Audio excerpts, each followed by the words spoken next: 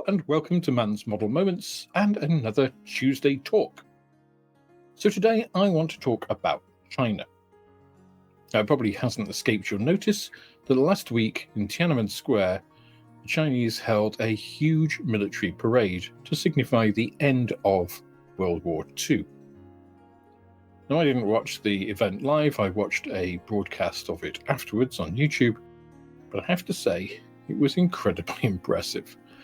If there's one thing that complete dictatorships do pretty well, it's big military parades, which is a fairly small positive for a otherwise probably pretty negative environment, but it did give us quite a spectacle. And there are a few things that have come out of that I kind of want to talk about, and that kind of leads into sort of the modelling aspect here as well. So a couple of things struck me about the parade. One is that it was an incredible logistic effort. I mean, the squares of soldiers marching in perfect unison with orders as they walk past the party chairman to turn to the right as they all executed that in perfect synchronicity, all moving their head like 35 degrees to the right on command as one. That takes a lot of discipline, a lot of practice, and as a spectacle, it was quite something. Now, of course, China does not have a good record on human rights, and you can imagine what would have happened to people if they had messed that up. But the fact is that what was on display was visually impressive at least, and I, for one, couldn't help thinking, and my mind being cast back to Trump's birthday parade, where a squeaky Sherman tank rolled by and a single soldier with some other friends held a drone aloft as he sort of meandered down the street. I can only imagine that Trump, in his mind, had this sort of display as what he wanted, and he ended up with something quite different, and that's, I think, a good sign that America is not yet a complete totalitarian dictatorship, as some fear. It might be going through some political upheaval, but for the moment at least it is a somewhat democratic republic. Now, going back to China, the other thing that struck me is how much this was a display for the West. One of the things I found quite amusing was the fact that each of the weapons on display and the tanks and trucks and all these other things had on its side was printed in big white English letters were what these things were, HQ9, YJ17, whatever it was, all available for the viewers around the world to see what it is, because obviously not needed for a native Chinese audience, where it could just simply be put on in Chinese. That's not who the audience was. So this was very much a political statement. It was China putting its flag in the ground. You can see that by the fact that, yes, the North Korean and Russian leaders were both there, both standing next to China. I think that was probably more for them than for China. More telling for me was who else was standing there. And China invited a lot of leaders. They had more than a dozen, I think 17 leaders. So they had, the Indian leader, for instance, people from Azerbaijan and other places. This was a gathering together of leaders by China to show that, hey, look, we are the next new political player on the block. Now, obviously, it was a military parade, and that's kind of what interests me, is the interesting military technology. I always like to see what kind of things are being developed, and I've watched with interest over the years about what the Soviet Union did, and then what Russia did, what the developments in the US, kind of cutting edge of technology. Really interested in the Joint Strike Fighter program when that came out, and I was really rooting for the Boeing entry because it looks so weird and kind of future-y, whereas the F-35 that we ended up with it's a conventional looking aircraft in most respects, just stealthy, whereas the Boeing one was kind of wacky. It was ugly, but kind of a futuristic ugly, and the end product probably wouldn't have looked exactly like that demonstrator. Now, the US is still by far the world's largest spender on military. So last year, the US spent about $1 trillion, $997 billion on defense spending. Now that works out at about 3.5% of GDP for the US. The US is an enormously rich country in terms of its GDP output, so 3 to 4% comes out at quite a lot of money, as you can see, almost $1 trillion. Now China is second to that, with about $314 billion.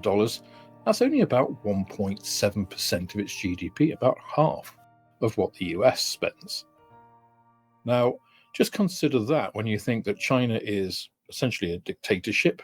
Although ostensibly communist, it does have a single leader and a single party that dictates what people can and can't do. But just bear that in mind when you look at that parade and think that was done with a third of the money and only half of the GDP output that the US spends. So the US has an enormous military arsenal, far larger than anyone else in the world. But the Chinese have managed to build up a very impressive arsenal in a fairly short amount of time using less money. So part of that is because obviously the way that things are equated. So obviously Chinese goods, obviously we mentioned those spurious human rights issues, things are cheaper in China than they are in the US. You also have to wonder about project overruns and spending in the US and how those dollars actually end up where they're supposed to be. But also, as a quick aside, just mention the Ukraine. Ukraine currently does make it into the top 10 of military spenders across the world, but it does that using 34% of its GDP. It really is on a complete war footing, and that gets it about $65 billion a year. Now, to put all of that into perspective, if you go back to the old Cold War days, the Soviet Union reportedly spent about 3.5% to 4% of its GDP on defense spending, but that was known as a transparent lie, and various sources put it at closer to 10 to 15%, going up to over 50% during the height of the Cold War. So Russia spent an enormous amount of its GDP trying to catch up with or supersede the Americans in this arms race that lasted for a good 40 or 50 years, and ultimately it destroyed the economy. If you look at the living conditions in the Soviet Union during that time, obviously they were far inferior to the Western counterparts, and that's what that sort of military defense budget does to a country. So just going back to the China example, with that over $300 billion of defense spending, representing only 1.7% of its GDP, it's managed to build up a massive weapons arsenal, possibly the second largest in the world, using less than half of its GDP than America. That's something to take note of. It means that China has an enormous capacity to increase that, and also it's not destroying its own economy and its own people by doing that. Now again, I won't go into the human rights issues that China has been accused of, or the living conditions out in rural areas, but China has become increasingly wealthy in terms of the lifestyle of its people over the last 20 or 30 years or so. So let's go back to that military parade again, because there were several things other than those political notes that I wanted to talk about, and that is what was on display. Because it's really interesting to see all of this military technology really available to observe for the world in pretty high definition now. We don't have those grainy CRT pictures, it's all broadcast in really high resolution detail. So let's talk a little bit about some of those things. Now, the whole parade started with some helicopters flying in formation, which was, again, pretty impressive, forming an 80 and some symbols and things, which those were Z-20 helicopters, which are equivalent to kind of US Black Hawks. And before I get into the modeling aspects here that I want to look at, the other point I would make is if you watch those celebrations and that parade, and there are plenty of links on YouTube, I'll put one in the video description down below, the amount of smog that was present over Beijing was pretty appalling. And I think, again, that's the environmental side is another thing that we're not really talking about here. But again, dictatorships, when they tend to focus on things, focus on economic development, much like the UK did in the Industrial Revolution, the environment went to the side, and we suffered the health implications of that, both short-term and long-term.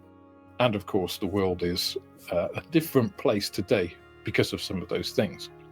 But just going back to the helicopters and the military presence, one of the things that I thought would be interesting would be actually to take a look at what models are available of what was on display. And the Z20 is a relatively recent helicopter. It's only been in service for about 4 or 5 years, but a model of it is available only in 1/72nd scale from Dream Model, which is a Chinese manufacturer, surprisingly enough. And then we got into the Z10 helicopters in the display. Now, the Z10 is an attack helicopter. It's roughly equivalent to the US Apache, and that is available in 48 scale, 1/72nd scale, and 144 scale from Trumpeter, Hobbyboss, and Dragon. The next helicopter on display was the Z19. Now, this is a light attack helicopter that doesn't really have a current equivalent in the US arsenal. The closest thing would be something like the Super Cobra. And this has been in service for about 12 or 13 years. And this is available again in 1/48 scale from Trumpeter and 1/72nd scale from Dream Model. We then saw the Z8L transport helicopter, which is a big old chunky boy. And the only models that you can get equating to this, there is no current model of the Z8, but you can get a model of the Super Freylon, which it's extremely closely related to, although the more modern variants do have a lot of extra sensors and pieces that aren't on those models. And then you're going back to the venerable 1/35th scale Hella model, or if you want it in 1/72nd scale, then Clearprop do a model, which is probably better than the Mark II model that's also available. So moving then on to the ground-based units, one of the first vehicles we saw was the Chinese main battle tank, the Type 99. And this is pretty widely available. It has been in service for about 15 years, and you can get a 35th scale model of it from Border Model, Bronco, Hobbyboss, Panda Hobby, or Tiger Model, and in 1/72nd scale by 3R Model, 4D Model, Meng Model, S Model, and Trumpeter. Now I'll talk about some of the other things that we saw which aren't available in model form a little bit later, so I'm going to skip over those and actually just look at the stuff that was there that we can model. The first of those is the ZTL-11 assault gun, which is available in 1/35th scale from Hobbyboss and in 1/72nd scale from Dragon and Badger 3D.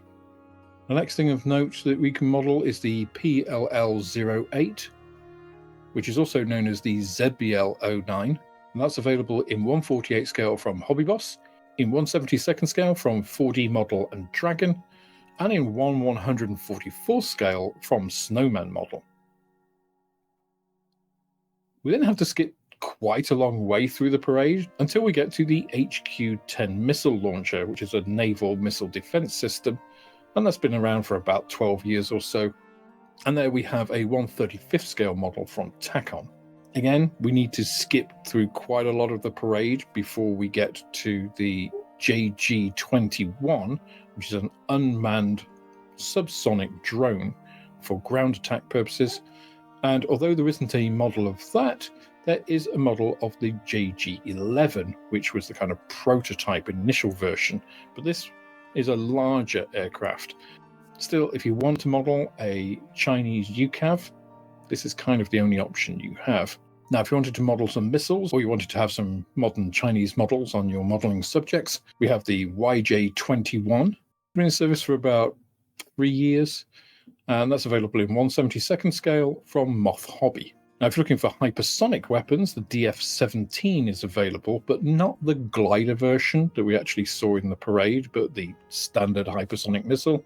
And Takom do a 1/35th scale version of that, whereas YJ Model do a 1/144 scale version.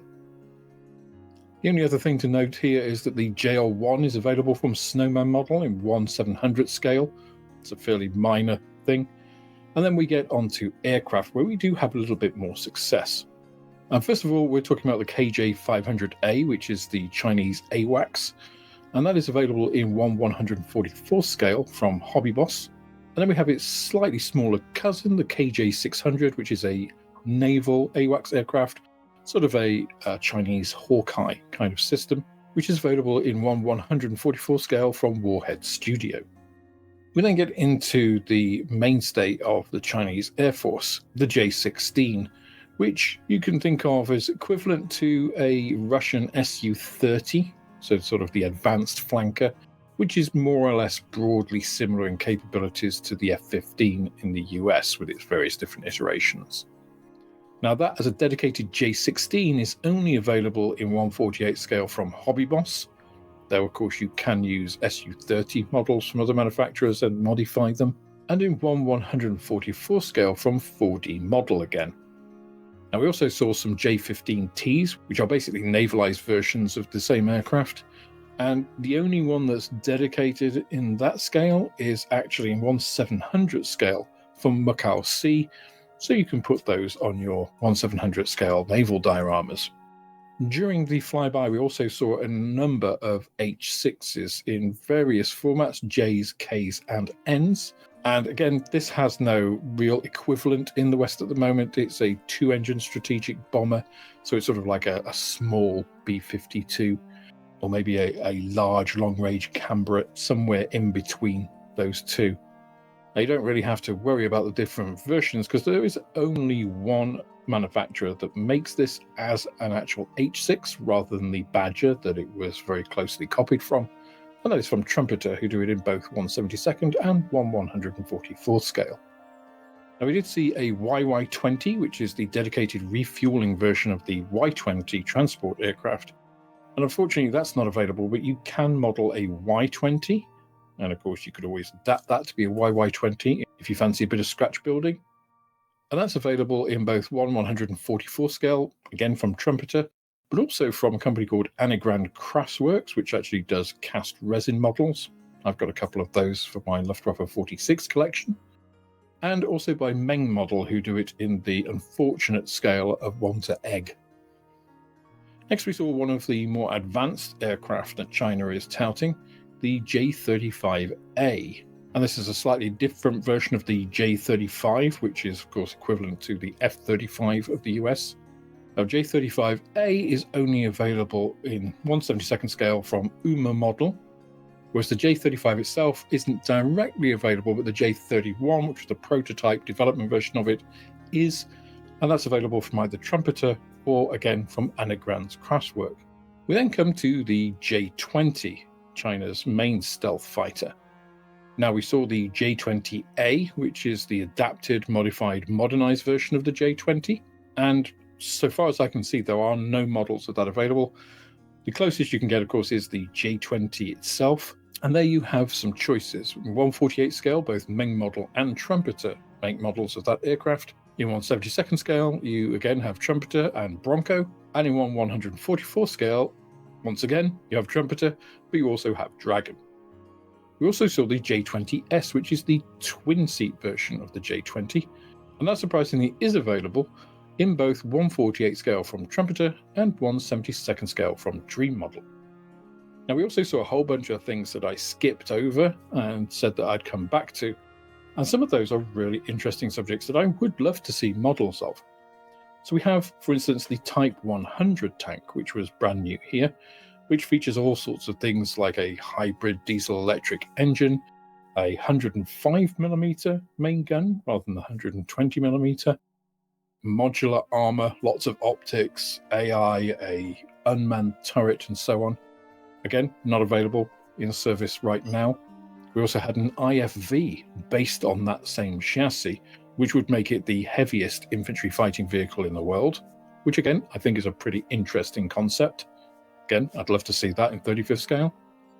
We also saw some ZBL-8s, which is China's amphibious APC, which has been around for quite some time. It's been at least 10 years in service, and yet there are no models of that, which I found, well, either my searches were wrong or there just haven't been any made, which is surprising considering the rise of Chinese manufacturers. We then saw 3 vehicles based on the same next-gen airborne chassis, and those were an APC, an IFV, and a gun mortar. Now, these vehicles are kind of roughly equivalent to something like the US Bradley, a modern infantry fighting vehicle, but these are dedicated for airborne divisions and having the same chassis used for 3 different types of vehicle is quite interesting, I think. Again, these are brand new, so not featured at the moment, but something, again, I'd like to see in the future. We also saw the PCL 191 MLRS system, which again has been around for probably about 6 or 7 years.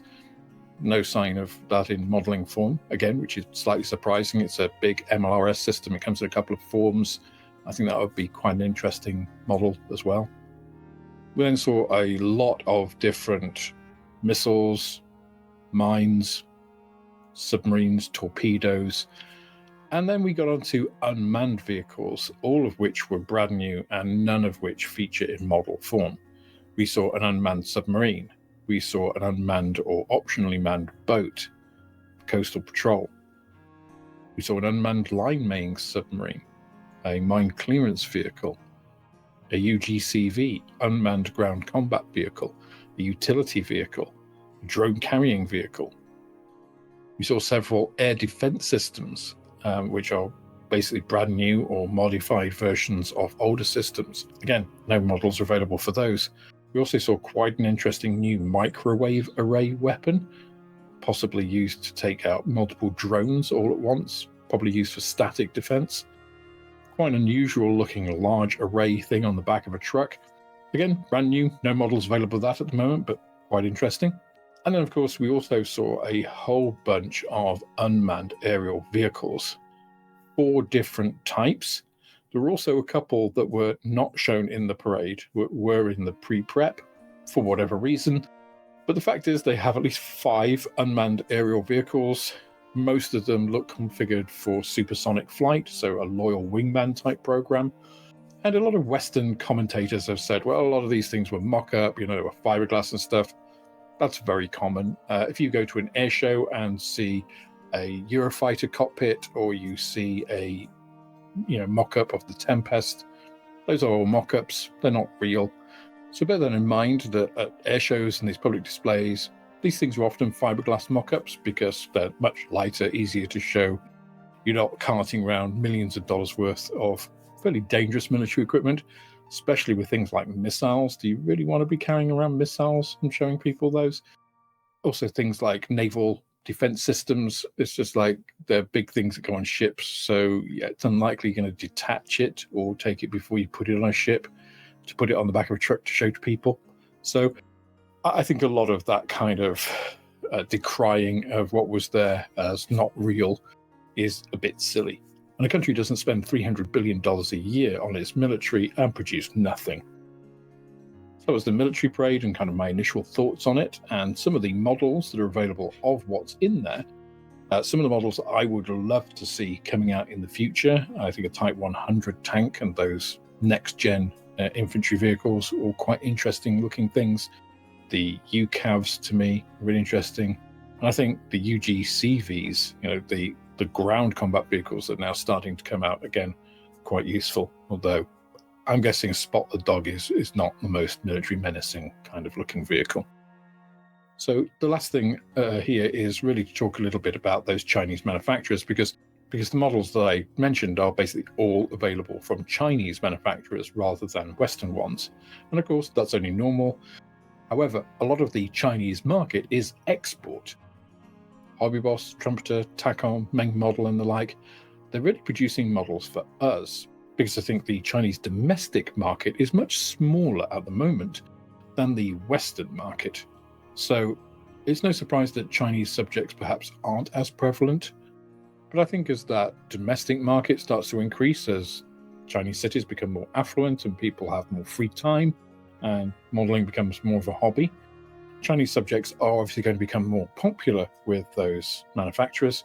And if there is an interest in the West, then obviously they're going to make those subjects as well for export.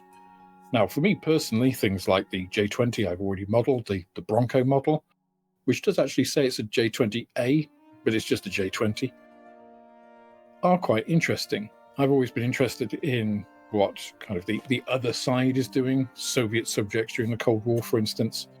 So having a bit of difference from, the old Abrams or the Challenger, or, the kind of stuff we're familiar with in the West, and modeling a Type 100, for instance, or an infantry vehicle based on that chassis is quite interesting to me.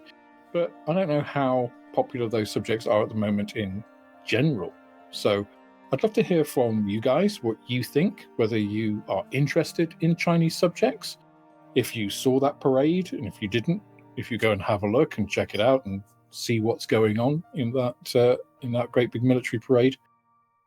Let me know in the comments down below what your thoughts are on all of that, and also on Chinese manufacturers in general, because we've seen a huge rise in those in the past few years. Obviously, we saw Dragon come out in the late 90s, and then Trumpeter and Hobbyboss. We saw I Love Kit and Dream Model and Panda Model. Now we've got a kind of plethora. You have the Meng models, the Ryfield model, TACOM, all coming up in the past few years, being very popular, very highly detailed kits. Again, I'd love to see some really interesting 1/35th scale other vehicles.